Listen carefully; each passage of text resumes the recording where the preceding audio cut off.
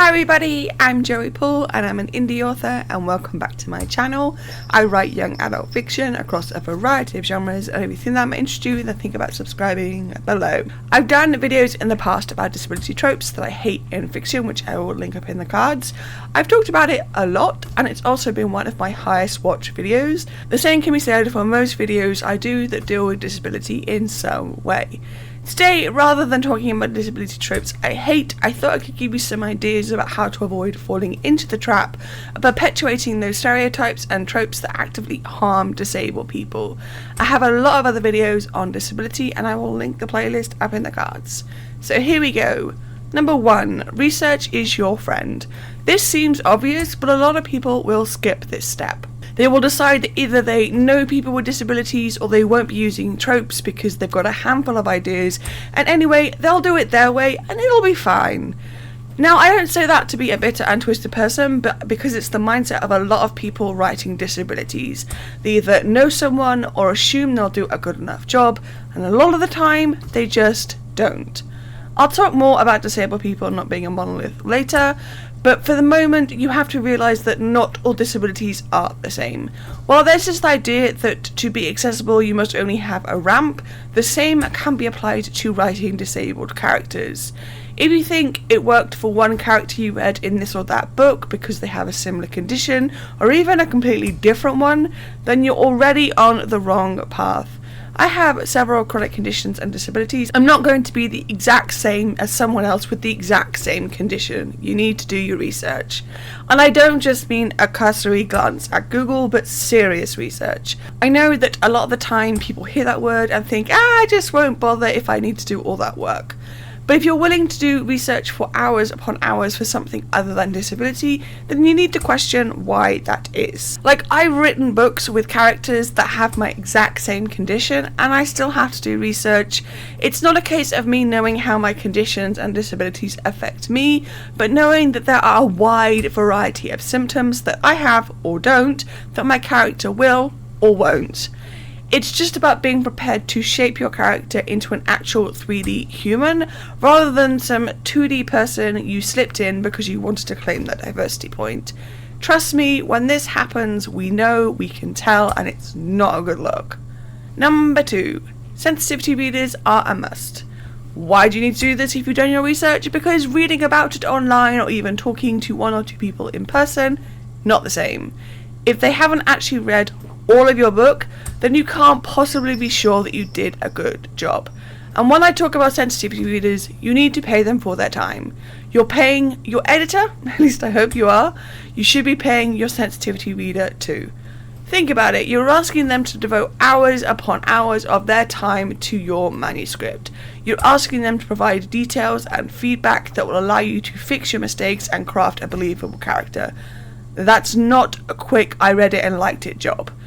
There's a lot of work, and given that they are disabled and or chronically ill, you're asking them to do this while also juggling their own symptoms and inner issues. They need to be paid, and that's a hill I will die on. I would also suggest more than one. I get that costs add up, but you need to have more than one opinion. Why? Because not all disabilities and chronic conditions are the same in every single person.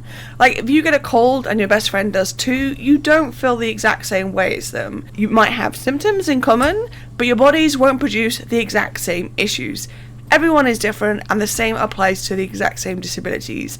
Yes, more than one, and make sure you are paying them. Number 3. Learn the tropes so you can avoid them. One of the things to do for yourself along with research is finding out what those tropes are. Now, I know it's not as simple as googling disability tropes, or maybe it is, but it's also about knowing the ones that are commonplace in certain stories, like magic cord in fantasy and the ones where the disabled character isn't worth loving in romance, and applying that to your own work. While a lot of other negative tropes are widely talked about, a lot of bad disability ones aren't. Like, you've probably heard about the magic cured, but have you heard about blind equaling bad, or evil or bad guy being disfigured, and that's how you know they're bad? There are numerous ones that I've talked about, but there are loads that I've either not come across or know nothing about because they're not my disability and I've not done the research there. So if you have time to go on a deep dive and find out what the more common or even obscure tropes for your chosen genre are, then yes, do this and make sure that you avoid them. But, and I will stress this, you still need to hire a sensitivity reader or two, because sometimes you don't realise you've done something until someone within that community tells you. It doesn't mean that you are therefore a bad person, just that no one can know everything. Better to learn what you can and also get some expert help too. And number 4, disability isn't a monolith. I've talked about this before and I'm going to talk about it again. Disabled people are the largest minority and we are quite often forgotten about when it comes to things like diversity and such. It's also assumed that all disabilities are created equal and the same across the board, and well, they're just not. Just because I have this condition and that condition does not mean that I have the exact same experience and symptoms and needs as someone else with the exact same conditions. You wouldn't assume that of any other minority, or at least I hope you wouldn't, so don't assume it of disability either. Do your research, talk to people within the disabled community, but also don't expect everyone to do your work for you. We are not Google. We do not have the time or energy to spit out all the facts that you need to know. So make sure if you do find someone to discuss it with that you make sure that they are okay with that. And if they're not, then respect that.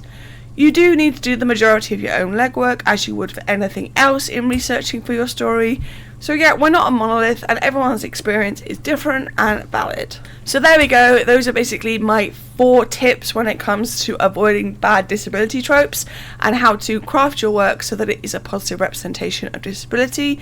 There are so many things that I could talk about, but then this would be an exceptionally long video. I don't have the energy to edit, caption and all of the rest. With that said, like I said, my disability playlist has a lot of videos about disability, about tropes to avoid and all the rest, and if you want to check it out, I have a link to up in the cards. So do you have any questions for me? If you do, let me know in the comments down below. So that's all I've got time for today. If you want to support my channel, you can comment, like or subscribe. I post videos on Thursdays. You can find me all over social media and my books are available everywhere, and you can also sign up for my newsletter. And don't forget to pick up Crying Chronicles the Third Ache, which is the 3rd in a young adult urban fantasy series. And also don't forget to grab a ticket for Wonderland in Nottingham in July 2025, where I'll be signing books. All the links for which are listed below. Thanks for watching, and remember, keep writing. Bye.